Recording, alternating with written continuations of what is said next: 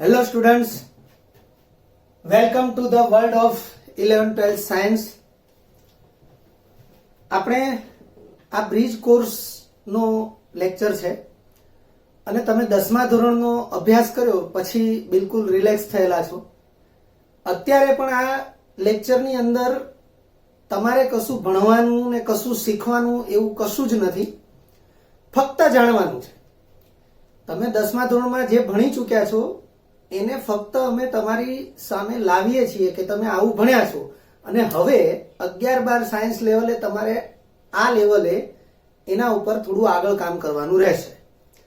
So that કે સૌથી પહેલા કેમિસ્ટ્રીનો પરિચય, કે તમે 10મા ધોરણની અંદર સાયન્સ એક જ બુક અને એમાં કેમિસ્ટ્રી, ફિઝિક્સ, બાયોલોજી એવા 3 ભાગ, પણ હવે 11-12 સાયન્સ લેવલે એ ત્રણેય ભાગ અલગ અલગ મુખ્ય સબ્જેક્ટ તરીકે. એમાંનો એક મુખ્ય ભાગ છે કેમિસ્ટ્રી. મેં અહીંયા આવું લખ્યું છે કે 11th અને 12th સાયન્સના એ અને બી બંને ગ્રુપ માટે તમે બંનેમાંથી ગમે તે એક ગ્રુપ રાખી શકો છો. એ ગ્રુપ વાળા માટે મેથ્સ ફરજિયાત છે અને બી ગ્રુપ વાળા માટે બાયોલોજી ફરજિયાત છે. પરંતુ મેં લખ્યું છે કે બંને ગ્રુપ માટે ફિઝિક્સ અને કેમિસ્ટ્રી ફરજિયાત વિષયો છે. એટલે જે એ ગ્રુપ રાખશે એને મેથ્સ ફરજિયાત અને એની સાથે કેમિસ્ટ્રી અને ફિઝિક્સ ફરજિયાત, એટલે 3 વિષયો ફરજિયાત થશે. એવી રીતે જે બી ગ્રુપ રાખશે એના માટે બાયોલોજી મુખ્ય વિષય અને એની સાથે કેમિસ્ટ્રી અને ફિઝિક્સ મુખ્ય વિષય, એમ 3 વિષય થશે.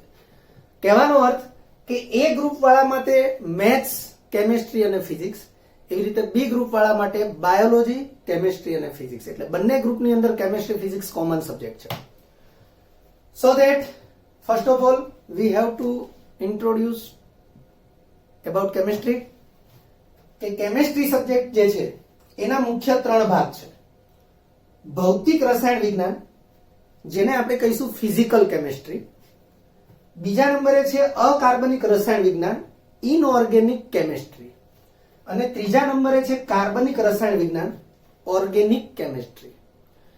આ જે 3 મુખ્ય ભાગ છે એનાય ઘણા પેટા પ્રકાર છે, પણ આપણે તો સૌથી પહેલા આ 3 મુખ્ય ભાગ વિશે જ વિચારવાનું છે, કારણ કે આપણે 11-12 સાયન્સ લેવલે કેમિસ્ટ્રીના આ 3 મુખ્ય ભાગ છે એના વિશે જ અભ્યાસ કરવાનો છે. સો ધેટ એ તો લેટર ઓન 11-12 સાયન્સ શરૂ થશે એટલે એનાથી પરિચિત થઈ જ જઈશું. પણ તમારે 10મા ધોરણમાં પહેલું જે ચેપ્ટર હતું રાસાયણિક પ્રક્રિયાઓ અને સમીકરણો, એને લઈ અને અહીંયા આપણે થોડું પુનરાવર્તન કરી રહ્યા છીએ અથવા તો જાણકારી મેળવી રહ્યા છીએ. અહીંયા જે કંઈ લખેલું છે આ નોટ્સ તમારે લખવી હોય તો લખી શકાય, તમારે નોટ ડાઉન કરવી હોય તો કરી શકાય.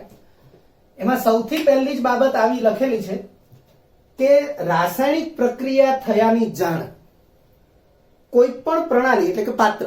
હવે રાસાયણિક પ્રક્રિયા કોઈને કોઈ પાત્રમાં થાય, ધારો કે કસનળીમાં થાય, બીકરમાં થાય, તો હવે પછી 11-12 સાયન્સ લેવલે એને પાત્ર નહીં કહેવામાં આવે, એને પ્રણાલી કહેવામાં આવશે. એટલે કોઈ પણ પ્રણાલીમાં રાસાયણિક પ્રક્રિયા થઈ છે કે નહીં તે જાણવા માટે નીચેના 4 અવલોકનો મદદરૂપ છે. એમાંથી પહેલું અવલોકન છે અવસ્થામાં પરિવર્તન. કોઈ કસનળી અથવા બીકરની અંદર કોઈ રાસાયણિક પ્રક્રિયા થાય છે કે નહીં એ તમારે જાણવું છે. તમે અવલોકન લઈ રહ્યા છો તો આ 4 માંથી કોઈ એક અવલોકન તમે લઈ શકો તો સમજી લેવાનું કે એમાં રાસાયણિક પ્રક્રિયા થઈ છે. એક કરતા વધારે અવલોકન પણ લઈ શકીએ છીએ, પણ ઓછામાં ઓછું આમાંથી એક અવલોકન તો આપણે લઈ જ શકવા જોઈએ. તો સૌથી પહેલા લખ્યું છે અવસ્થામાં પરિવર્તન. તો અવસ્થામાં પરિવર્તન એનો મતલબ ઘન, પ્રવાહી, વાયુ, આ બધી પદાર્થની અવસ્થાઓ છે. એવી રીતે દ્રવ્ય, સંયોજન, મિશ્રણ, આ બધી પદાર્થની અવસ્થાઓ છે. તો અવસ્થામાં પરિવર્તન એ આપણે એનું અવલોકન લઈ શકીએ તો આપણને ખ્યાલ આવે કે રાસાયણિક પ્રક્રિયા થઈ છે. એવી રીતે બીજા નંબરે છે રંગ પરિવર્તન. રાસાયણિક પ્રક્રિયા થતી હોય આપણી સામે અને પદાર્થના રંગમાં પરિવર્તન થતું હોય અને એને આપણે અવલોકન લઈ શકીએ તો આપણે સમજી શકીએ. દાખલા તરીકે કોપર સલ્ફેટનું દ્રાવણ છે, એક ખાલી મૌખિક ઉદાહરણ હું આપું છું જાણ ખાતર, કે કોપર સલ્ફેટનું દ્રાવણ છે એ ભૂરા વાદળી રંગનું હોય અને એમાં ઝીંકનો સળિયો આપણે ડુબારી રાખીએ તો થોડાક સમય બાદ ઝીંકના સળિયા ઉપર તામ્રવર્ણી રંગ જમા થશે. આપણા ઘરમાં તાંબાની જે લોટી હોય બરોબર, અને ખટાશથી એને ઘસીને સાફ કરી નાખી હોય તો એ કેવી તામ્રવર્ણી કહેવાય. તો ઝીંકના સળિયા ઉપર એવું તામ્રવર્ણ જમા થશે તો આપણને ખ્યાલ આવે કે રાસાયણિક પ્રક્રિયા થઈ રહી છે. એવી રીતે કોપર સલ્ફેટનું દ્રાવણ છે એ વાદળી રંગનું હોય, વાદળી ભૂરા રંગનું. તો એનો ભૂરો રંગ આછો થતો જાય, એનાથી પણ આપણને ખ્યાલ આવે કે રાસાયણિક પ્રક્રિયા થઈ રહી છે, એટલે રંગ પરિવર્તન. ત્રીજા નંબરે છે વાયુનો ઉદ્ભવ અથવા વપરાશ. તમારે 10મા ધોરણની અંદર ફક્ત વાયુનો ઉદ્ભવ એવું જ લખ્યું છે, કારણ કે ત્યાં જે ઉદાહરણ આપ્યું છે એમાં એવું જ ઉદાહરણ આપ્યું છે કે જેનાથી વાયુ ઉદ્ભવતો હોય, નિપજ તરીકે મળતો હોય. અને મેં અહીંયા લખ્યું છે અથવા વપરાશ, કારણ કે વાયુનો ઉદ્ભવ કે વપરાશ થતો હોય એવી રાસાયણિક પ્રક્રિયા બંધ પાત્રમાં થતી હોય. પણ 11-12 સાયન્સ લેવલે આપણે આ જે ફેરફાર છે અથવા આ જે અવલોકન છે એને દબાણમાં ફેરફાર એવી રીતે પણ આપણે કહી શકીશું. કારણ કે વાયુના ઉદ્ભવ કે વપરાશ સાથે વાયુ પાત્રના દબાણમાં ફેરફાર થાય છે. વાયુ ઉદ્ભવતો હોય તો દબાણ વધે, વાયુ વપરાતો હોય તો દબાણ ઘટે. સો ધેટ કે આ ત્રીજું અવલોકન. આની માટે આપણે એક પ્રક્રિયાનું સમીકરણ વિચારી શકીએ. દાખલા તરીકે Na2CO3 સોડિયમ કાર્બોનેટ, એના જલીય દ્રાવણમાં તમે HCl નાખો તો CO2 વાયુ ઉદ્ભવે, એટલે એ ઉદ્ભવવાની સ્થિતિ એટલે કે નિપજની સ્થિતિ છે. તો એવી પ્રક્રિયાઓ માટે આપણે કહી શકીએ કે દબાણમાં વધારો થાય છે. એવી રીતે કોઈ પ્રક્રિયામાં વાયુ વપરાતો હોય તો દબાણમાં ઘટાડો થશે. ચોથા નંબરનું અવલોકન છે તાપમાનમાં ફેરફાર. તાપમાનમાં ફેરફાર આપણા 10મા ધોરણનો શબ્દ છે તાપમાનમાં પરિવર્તન. તાપમાનમાં ફેરફાર ક્યારે થશે? તો પ્રક્રિયા બે પ્રકારની હોય છે, ઉષ્માક્ષેપક, ઉષ્માશોષક. તો એને અનુલક્ષીને તાપમાનમાં ફેરફાર હોય છે. આપણે આગળના બોર્ડ વર્કમાં એના વિશેની માહિતી આવશે જ, અને તમારે આ ચેપ્ટરની અંદર હતી જ, બરોબર. રાસાયણિક પ્રક્રિયાનું સમીકરણ નેક્સ્ટ.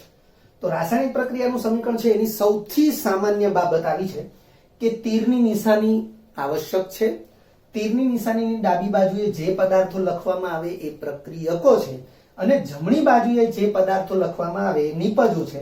એટલે આ પ્રકારે પ્રક્રિયાનું સમીકરણ સામાન્યતઃ દર્શાવવાની પ્રથા છે. ફરીથી રાસાયણિક પ્રક્રિયાનું સમીકરણ તો સામાન્ય સ્વરૂપ આવું છે: તીરની નિશાની, ડાબી બાજુ પ્રક્રિયકો રૂપી જે પદાર્થો હોય એને લખવાના હોય છે, અને જમણી બાજુ નિપજ રૂપી જે પદાર્થો હોય એને લખવાના હોય છે. એટલે કોઈ પણ રાસાયણિક પ્રક્રિયા માટે પ્રક્રિયકો અને નિપજો એ સમજવા અથવા ઓળખવા બિલકુલ સહેલા. વન્સ અગેન, તીરની નિશાનીની ડાબી બાજુ LHS, લેફ્ટ હેન્ડ સાઈડ, બરાબર. તો ડાબી બાજુએ જે છે એ પ્રક્રિયકો છે, અને RHS એટલે કે રાઈટ હેન્ડ સાઈડ જે છે એ નિપજો છે. આ મૂળભૂત લાક્ષણિકતાઓ મેં લખી છે કે પ્રક્રિયા દરમિયાન ખાસ યાદ રાખવાનું છે, પ્રક્રિયા દરમિયાન જે પ્રક્રિયકો હોય એ સતત વપરાતા જતા હોય, એટલે મેં લખ્યું છે વપરાતા જાય, અને એનો જથ્થો સતત ઘટતો જાય. ફરીથી, પ્રક્રિયકો માટેની મૂળભૂત બે લાક્ષણિકતાઓ મેં અહીંયા લખી છે, નિપજો માટેની મૂળભૂત બે લાક્ષણિકતાઓ લખી છે, ખૂબ જ મહત્વની છે. પ્રક્રિયા દરમિયાન પ્રક્રિયકો સતત વપરાતા જાય અને જથ્થો સતત ઘટતો જાય. એટલે લખ્યું છે વપરાતા જાય અને જથ્થો ઘટતો જાય. આખું સ્ટેટમેન્ટ આવું થશે: પ્રક્રિયકો પ્રક્રિયા દરમિયાન વપરાતા જાય, પ્રક્રિયકો પ્રક્રિયા દરમિયાન, તો પ્રક્રિયકોનો જથ્થો પ્રક્રિયા દરમિયાન સતત ઘટતો જાય. એવી રીતે નિપજો માટે તો પ્રક્રિયા દરમિયાન નિપજો ઉત્પન્ન થતી જાય, એટલે કે નિપજો રૂપી પદાર્થો જે પણ હશે ઉત્પન્ન થતા જાય, અને એનો જથ્થો વધતો જાય. કારણ કે જે ઉત્પન્ન થાય એના જથ્થામાં વધારો થતો જાય, એટલે મેં લખ્યું છે જથ્થો વધતો જાય. વિદ્યાર્થી મિત્રો, આ સેકન્ડ બોર્ડ વર્કની અંદર આપણે રાસાયણિક પ્રક્રિયાના બે મૂળભૂત ફેરફાર વિશે જાણીશું, અને ત્યારબાદ સમતોલિત રાસાયણિક સમીકરણ વિશે જાણીશું. આ બાબતનો ઉલ્લેખ કદાચ તમારે 10મા ધોરણમાં નથી, પણ કોઈ પણ રાસાયણિક પ્રક્રિયા થાય ત્યારે આ મૂળભૂત રીતે બે ફેરફારો થાય છે અને થાય છે જ. એમાં સૌથી પહેલો ફેરફાર છે પ્રક્રિયક અણુઓમાંના જૂના બંધો તૂટે. તો વિદ્યાર્થી મિત્રો, આપણને એવો ખ્યાલ હોય જ કે કોઈ પણ રાસાયણિક પદાર્થ છે એનું કોઈ ચોક્કસ બંધારણ હોય, અને એ બંધારણમાં પ્રક્રિયક અણુઓ અને નિપજ અણુઓ જે છે એ પોતપોતાના અલગ બંધારણ ધરાવતા હોય. પરમાણુઓ વચ્ચે બંધ હોય અને એવી રીતે અણુ બનેલો હોય. તો પ્રક્રિયક તરીકે જે અણુ છે એ અણુમાંના જૂના બંધો તૂટે અને બીજો ફેરફાર, નવા બંધો બનવાથી નિપજ અણુઓ બને.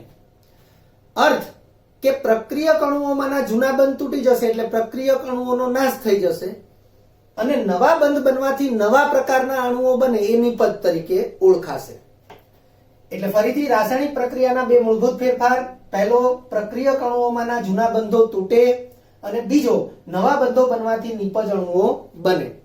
હવે આના આધારે જ રાસાયણિક પ્રક્રિયાની વ્યાખ્યા પણ આપવામાં આવે છે કે એવો ફેરફાર કે જેનાથી પ્રક્રિયક અણુઓમાંના જૂના બંધ તૂટે તેમજ નવા બંધો બનવાથી નિપજ અણુઓ બને તો તે ફેરફારને રાસાયણિક પ્રક્રિયા કહે છે.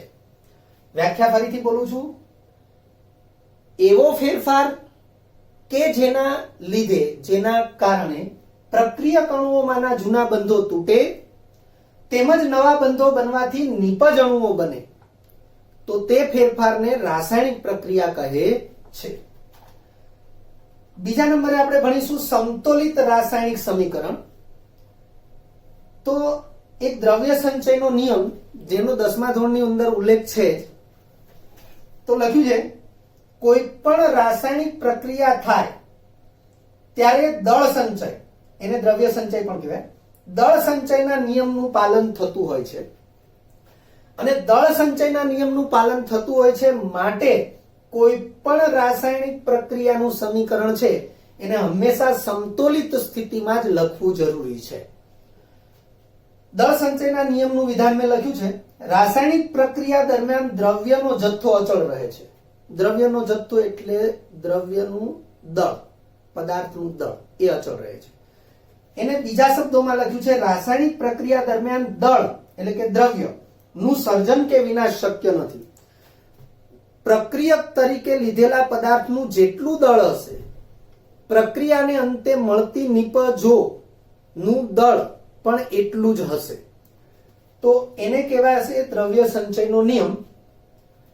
આથી જ કોઈ પણ રાસાયણિક પ્રક્રિયા માટે ડાબી બાજુ બરાબર આ જમણી બાજુ મેં લખ્યું છે એને આપણે આવી રીતે એક્સપ્લેન કરીશું.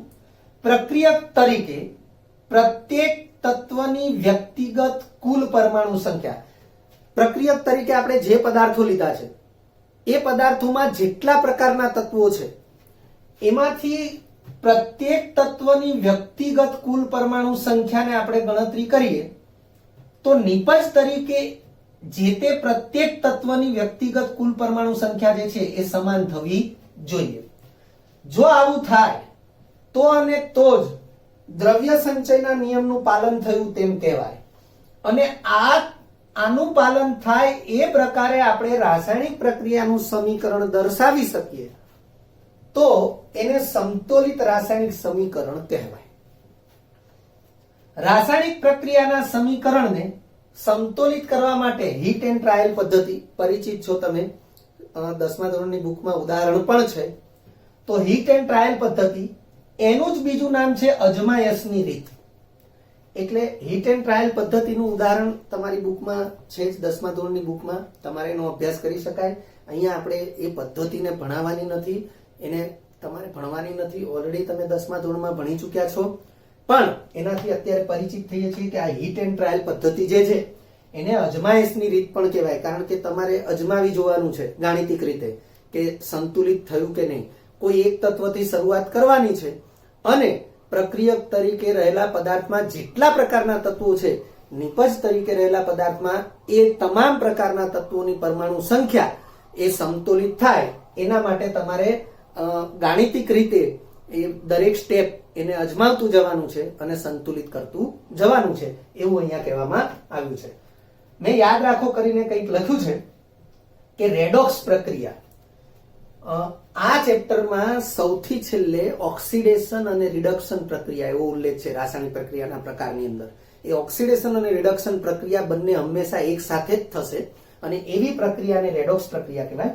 તો રેડોક્સ પ્રક્રિયાના સમીકરણો અને હાઇડ્રોકાર્બન પદાર્થોની દહન પ્રક્રિયાના સમીકરણો, આ બે પ્રકારની રાસાયણિક પ્રક્રિયાઓ જે છે એ પ્રક્રિયાના સમીકરણો ને ચોક્કસ ગાણિતિક તબક્કાઓ દ્વારા સમતુલિત એટલે કે સમતોલિત કરી શકાય છે. મેં બે પ્રક્રિયાઓની વાત કરી, રેડોક્સ પ્રક્રિયાના સમીકરણો અને હાઇડ્રોકાર્બન પદાર્થની દહન પ્રક્રિયાના સમીકરણો.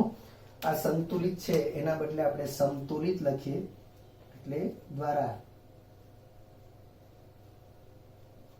સમતુલિત કરી શકાય છે.